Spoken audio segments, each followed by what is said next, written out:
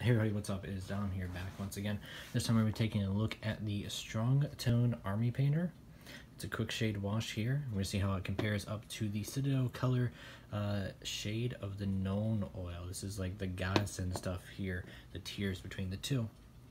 There's a bit of a difference in the price of the two there. I did pick this up in a pack, though, that had it. And typically it is better to buy these in packs, by the way, I'll say that.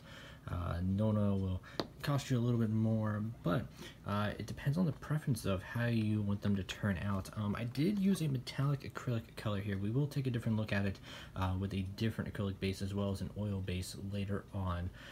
But for this one, we're here looking at the metallic acrylic colors. Use the white for the base armor and then black and grayish there for his visor and undersuit.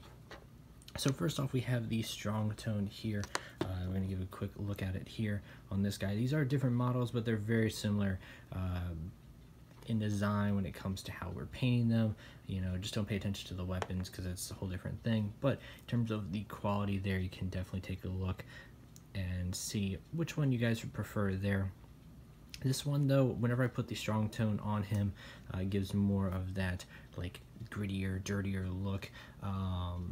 You know, it is washing him over in a more dirtier sense with the Strong Tone, I noticed, compared to the Nuln oil, which is going to be more of just bringing back and refining the like detail in him, because he wouldn't have as much detail if we just went paint him, maybe did a couple coats there. But you can specifically see within like the back here with the dots, and within, I think that's like a little back to canister in his pouches here. We're really starting to get the detail to come back alive on him from before we painted and put on the primers and washes and everything at the very end for him to get the detail back.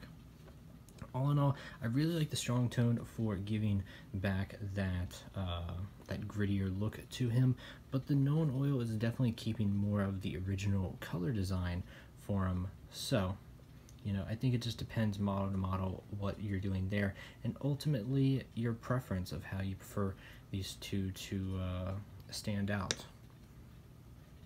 I have not tried actually mixing and matching the two of them together, as I think that probably wouldn't turn out for the best, but I might do that in a later video there with a separate model, of course.